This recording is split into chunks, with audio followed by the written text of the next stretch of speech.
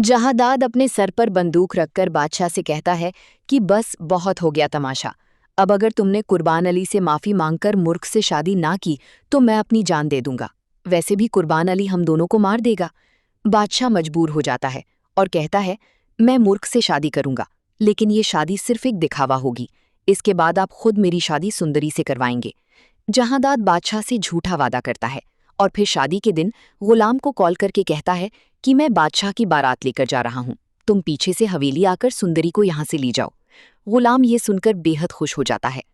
जहांदाद और साहिबजान बादशाह की बारात लेकर हवेली से रवाना हो जाते हैं।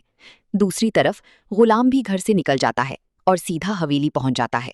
बुआ सुंदरी को लेकर हवेली से बाहर आती हैं। सुंदरी गुलाम को देखकर बेहद खुश हो जाती है और कहती है, गुलाम, मैं जानती थी तुम मुझे लेने जरूर आओगे। गुलाम सुंदरी को लेकर फौरन वहां से निकल जाता है और सीधा अपने घर पहुंच जाता है।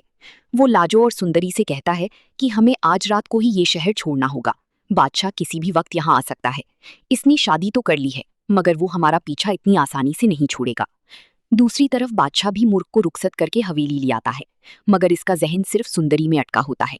वो सुंदरी को देखने के लिए खुर्शीद के कमरे में पहुंच जाता है, मगर सुंदरी वहां नहीं होती।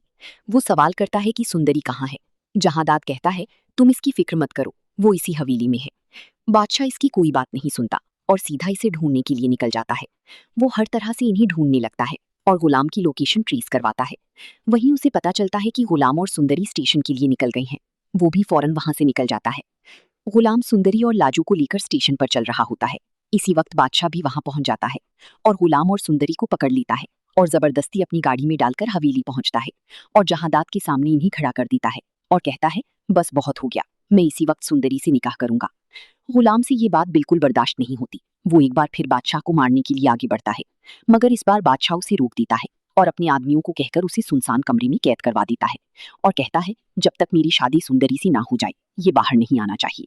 वो निकाह के लिए मौलवी साहब को लेकर आता है। जहांदाद भी इसके आगे मजबूर हो जाता है। वो लोग निकाह शुरू करवाते हैं कि इसी वक्त कुर्बान अली को ये खबर पहुंच जाती है। वो फौरन हवेली आता है और अपनी बेटी को इस हाल में देखकर इसका खून खौल जाता है। वो गुस्से में फायरिंग शुरू कर देता है और शायद इस बार वो बादशाह से सारी इंतकाम ले लेगा और फिर बेटे को खोने के बाद जहांदाद और साहिबजान को अपनी सारी जुल्मों की सजा मिलेगी जो उन्होंने दूसरों पर की थी और सुंदरी गुलाम की हो जाएगी। इस तरह इस कहानी का एंड दिखाया जा सकता है। तो ये सिर्फ एक प्रिडिक्शन वीडियो है जो कि गलत भी हो सकती है। तो आप सुंदरी को बादशाह के साथ देखना चाहते हैं या गुलाम के साथ? इन दोनों में से किसकी मौत होनी चाहिए हमें कमेंट्स करके जरूर बताइएगा। वीडियो अच्छी लगी हो तो लाइक करें और चैनल को सब्सक्राइब करना मत भूलिएगा।